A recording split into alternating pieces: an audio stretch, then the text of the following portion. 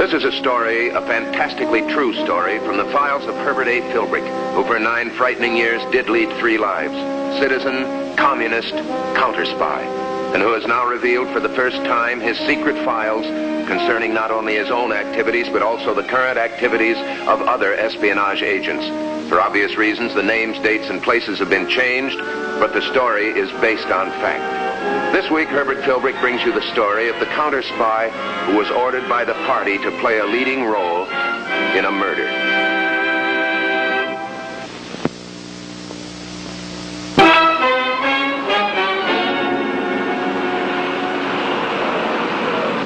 Now let's get behind the new items and make them as well known as the rest of the Drake Sporting Goods line. I'll be keeping an eye on your sales reports. I'll talk to you later in the week. Hello, Philbrick. How are you, Mr. Drake? Sit down. Oh, thank you.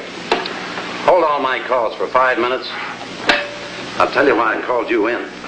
I've got a sensational idea. Well, good. Associated Advertising can always use clients with sensational ideas. I want to hire a goodwill ambassador. Someone who can tour the country for Drake Sporting Goods. Uh-huh. Got anybody in mind? Does the name Barry Collins mean anything to you? Barry Collins. Oh, sure. He was a famous athlete a few years ago. Kind of faded out, though, when he... I know what you're going to say. He faded out because he admitted that he had once been a communist. Yeah. But he was also one of the first to voluntarily talk about his party affiliations. Yeah? Yeah, that is true.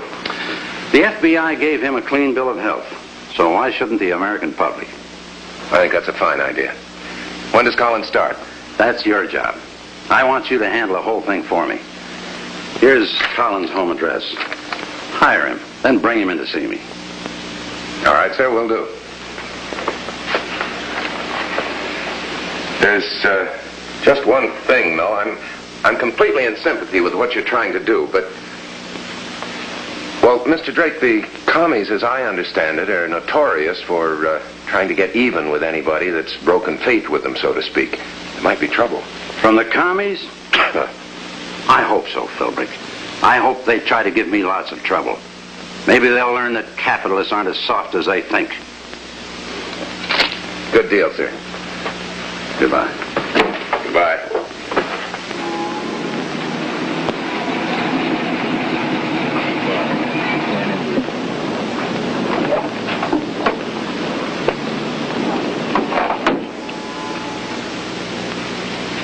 Too bad you can't be as optimistic as Mr. Drake about what the party might do.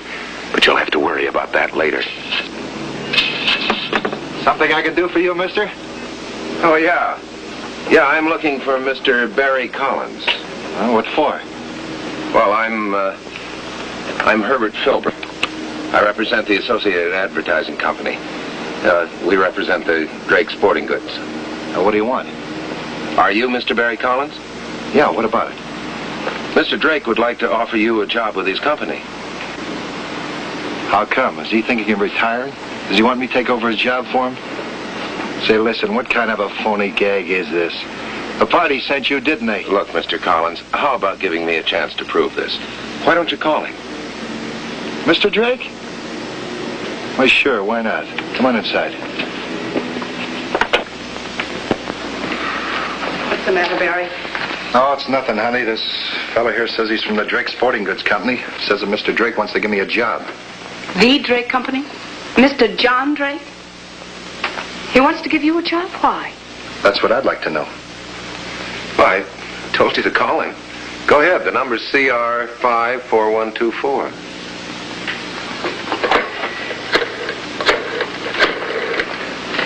Information?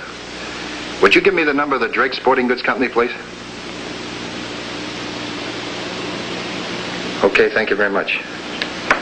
That was the number, all right.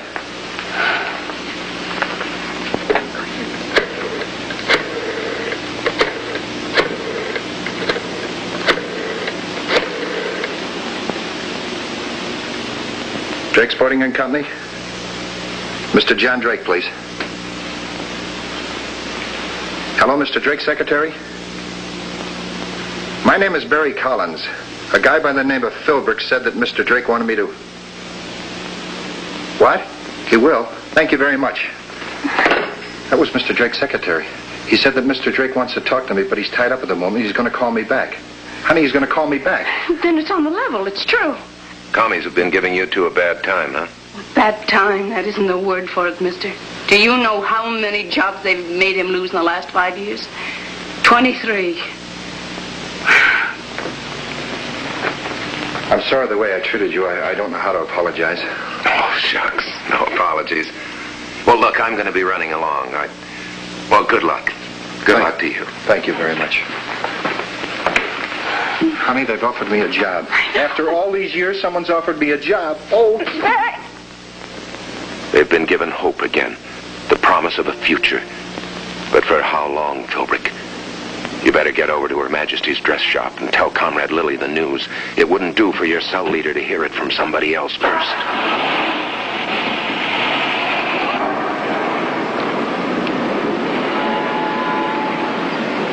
So your Mr. Drake has given him a job. How lucky for Comrade Collins. I tried to talk Mr. Drake out of the plan. Oh, we won't blame you, Comrade. After all, it wasn't your doing. Anyway, it doesn't matter. Well, what are we going to do? We can't just let Collins take a good job like that. What? Oh, no, of course not. Well, what are we going to do then? It's simple.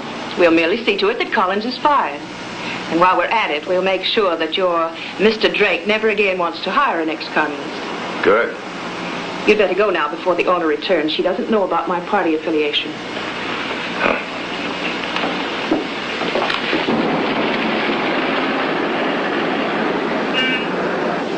Okay, Philbrick. Now it's time to see what the FBI can do to protect Collins. Set up a meeting with Agent Joe Carey.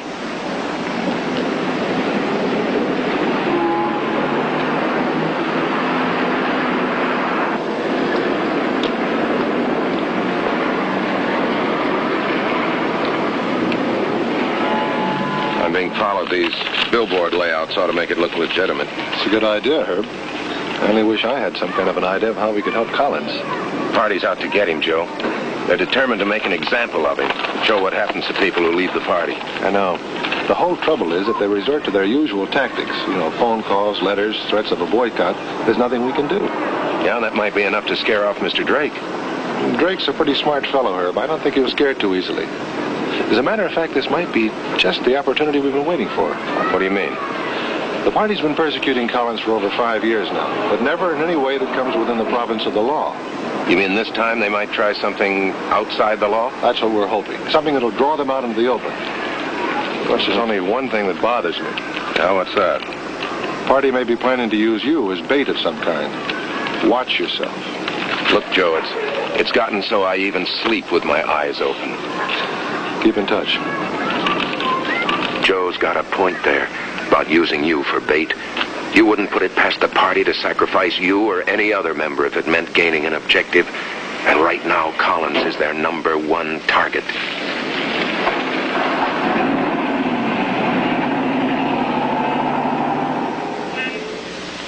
I'm a communist, Philbrick. It says here I'd have to be to hire Collins. Thousands of them all this past week. All pretty much the same thing. Looks like you stirred up a hornet's nest. A hurricane would be more like it. What do you think about Collins now? I'll tell you how I feel, Herb.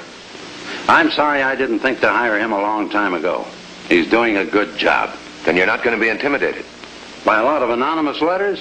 Nah, you ought to know me better than that. There's just one thing. When this doesn't work, they may try something else. No, you're wrong. You don't know the commies the way I do. They've fired all their ammunition. Well, I hope you're right. Don't worry about it, Herb. There's nothing more they can do. See you later. So long.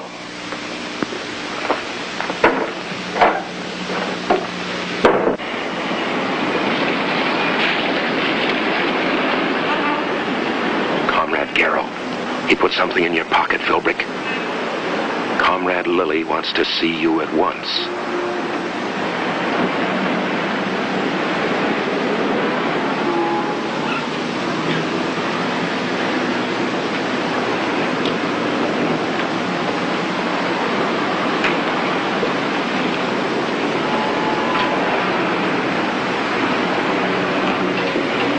What happened at your meeting with Drake this morning? Well, he reaffirmed his faith in Collins, said the party had used up all its ammunition. There was nothing more we could do.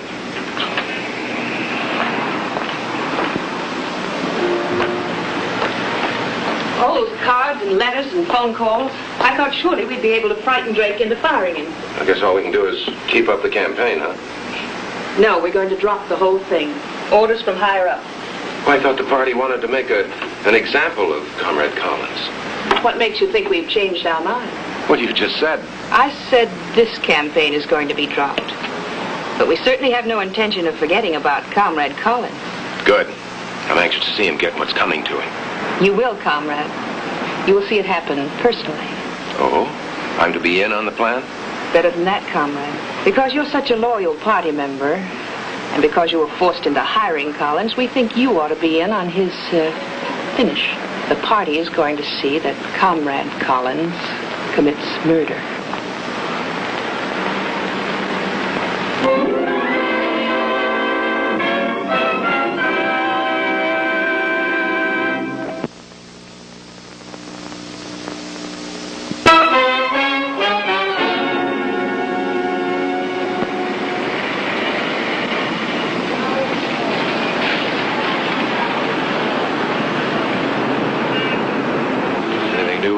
Status quo. As per orders, I meet Collins every morning. He leaves his car for his wife, and I drive him to work and pick him up at night and bring him home. Usual party tale? No, not that I can see. It's funny. It's been over a week now. I wonder what's holding him up. I don't know, but you can bet they're cooking something. What I can't understand is who's the intended victim? And they can't frame Collins into just murdering anybody. There's got to be a motive. Don't worry about that. That's undoubtedly the first thing the party thought of. They've got their victim all picked out. Hey, I just got a hunch. Yeah? I think the intended victim is me. You? Yeah, it makes sense. Any party member is expendable. They could easily figure out some reason for Collins ostensibly murdering me. Well, how does Collins act? I mean, do you think he's got any idea there's something going on? No, he's in the clouds these days. He really thinks he's licked the party. Now, listen, Herb, here's what I want you to do. Starting Monday, call me when you leave the house to pick up Collins. Then call me again at night when you're ready to take him home. Protection? The works. You may be right about being expendable to the party, but as far as the FBI is concerned, you're much too valuable. Yeah. Well, the way I feel, I can use all the bodyguards you can spare.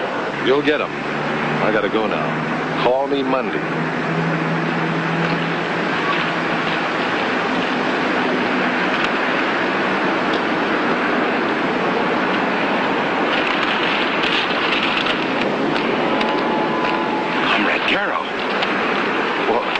You sure worked hard, comrade. Who's the guy you were talking to? He's from the billboard company. Huh? Got a message for you. What? You're to drive over to Collins' house and pick him up. Now. Collins' house? But this is Saturday. He's not going to work today. Sure he is. He got a call a little while ago, supposedly from Drake, saying he wanted to see you and Collins right away. Collins is waiting for you. Oh. Well, okay, just give me a chance to call my wife. No calls. We'll go over in your car. While we're driving over, I'll give you a rundown on what you're to do. Come on.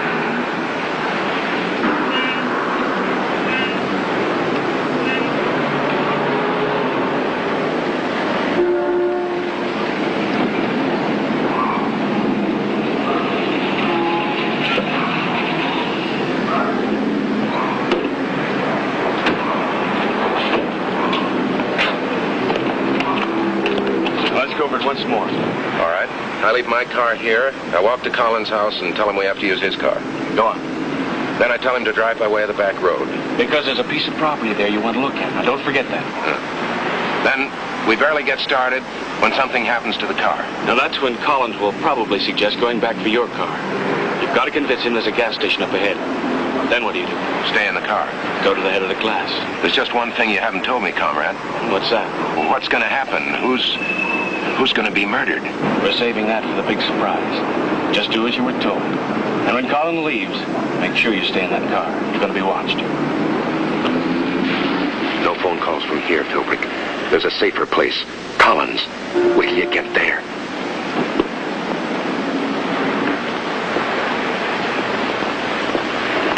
How come you're walking? Oh, my car broke down. I had to leave it around the corner. Do you mind if we go in yours? No, it's in the garage. Come on. Could I make one short phone call while you get the car out? Sure, go ahead. Janet's in the house. She'll let you in. I'll get the car and meet you out here. Okay, I'll just be a minute.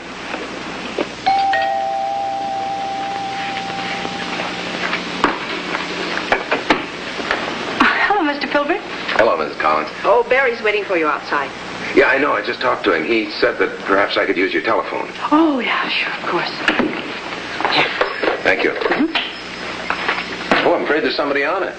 Oh, I'm sorry. It's a 4-party line. It's almost always in use. It should be free in just a minute. Can you wait? Yeah, I guess so. Oh, may I get you something? No, thanks.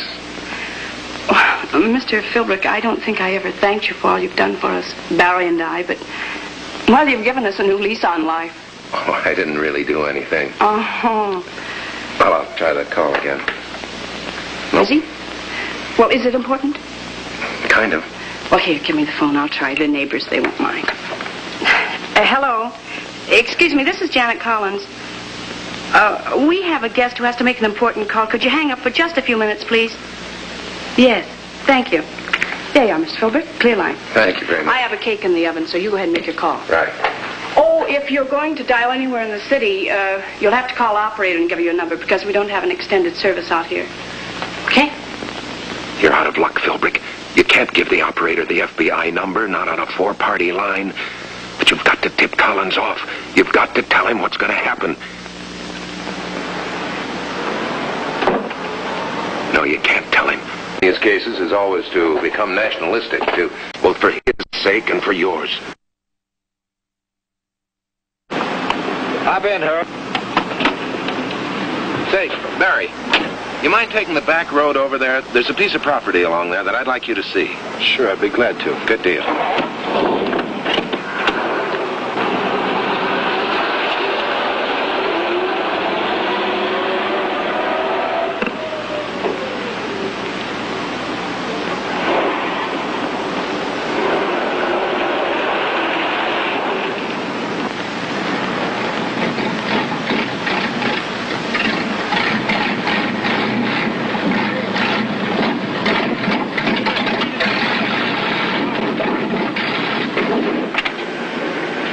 What a time to run out of gas. I just filled the tank yesterday. Now the gauge reads empty. Yeah? That's funny. Well, things like that happen, I guess. Well, it looks like we'll have to hike back to the house and call the club from there. In just a minute. Why do that? There's a gas station a half-mile up the road. There is? I'm pretty sure there is. You mind if I don't go along with you? I kind of turned my ankle coming out of the house. Of course not. You just sit there and take it easy, and I'll be right back. Right. 0 hour, Philbrick. In a minute, you'll know what this is all about.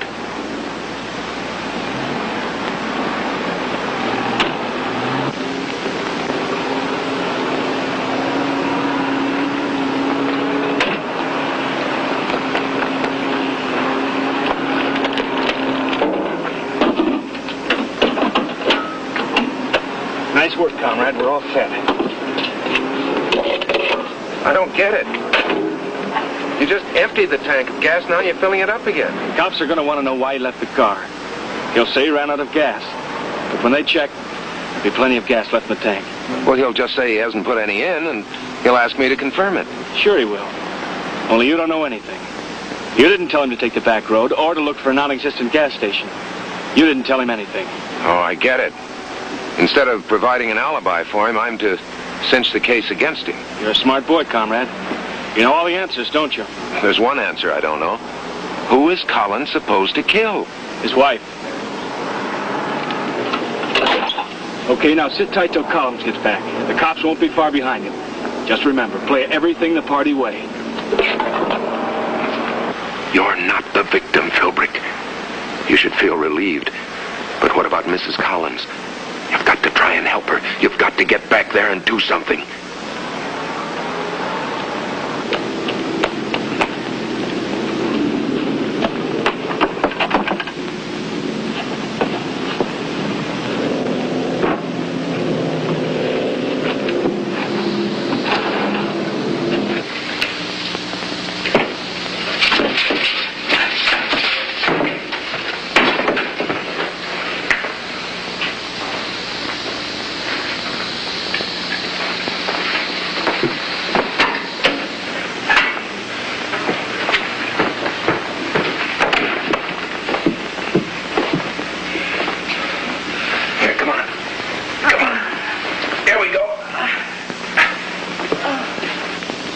coming too. She's going to be all right. You've done all you can, Philbrick. Better get out of here before she's able to see you and start asking questions.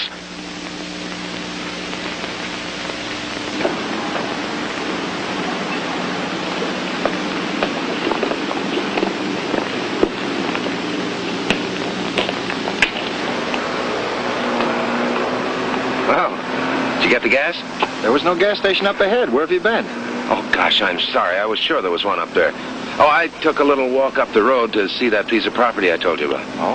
How's the ankle? I decided the exercise would do it good. Good. Well, we'd better hike back to the house and call for help from there. Yeah.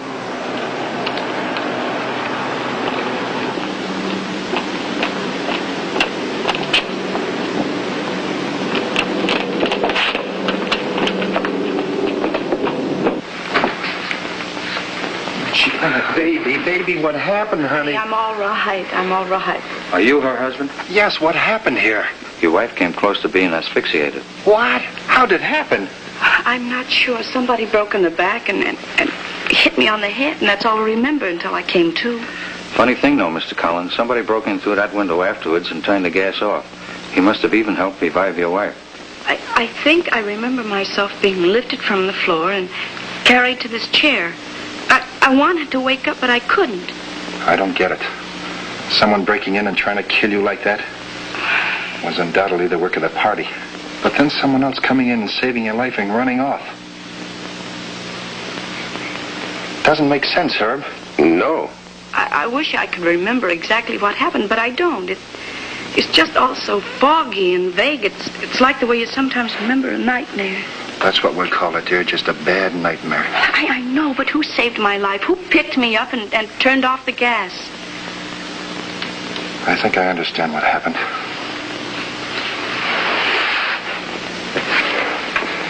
Somehow Janet got up and revived herself and went over and turned off the gas jets and opened up the window. But because she was still half unconscious, she doesn't remember actually doing it. I couldn't swear to it, honey, but I just don't think I revived myself. Of course you did, darling. Don't you think that's what happened, Herb? Well, it's the only thing that makes any sense. It must have happened that way. Well, I better be running along. I'll tell Mr. Drake what happened. Glad you're feeling better, Mrs. Collins. Thanks, Herb. You're in trouble, Philbrick. The party's going to want to know what went wrong. You better get your car and look up Joe Carey. You're liable to need some awfully clever answers.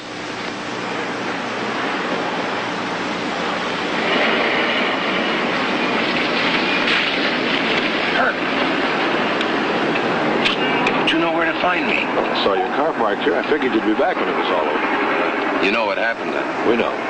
Boy, there's going to be fireworks. And I'm the guy that's going to get burned. Just take it easy, Herb. Everything's going to be okay. How do you figure that? The party's going to want to know why that murder attempt failed. And they'll find out. It'll be in all the papers. They'll find out it was due to one small mistake on their part. What was that? Papers are going to say that when Mrs. Collins was hit, she fell against the telephone table.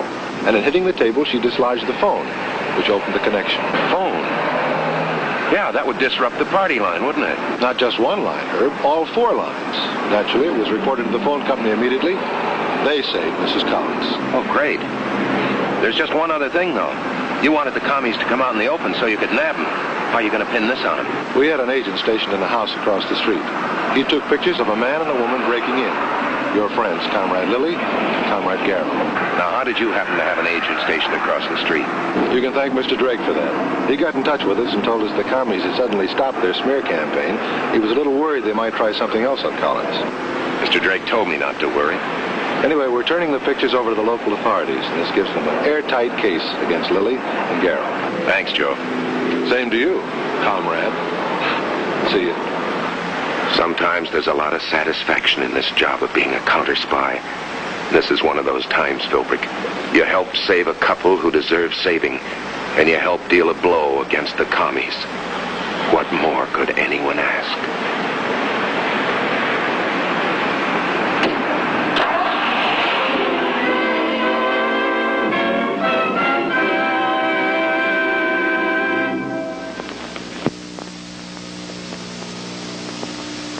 To the courage of a counter-spy and the help of the FBI, a man and wife were saved from communists.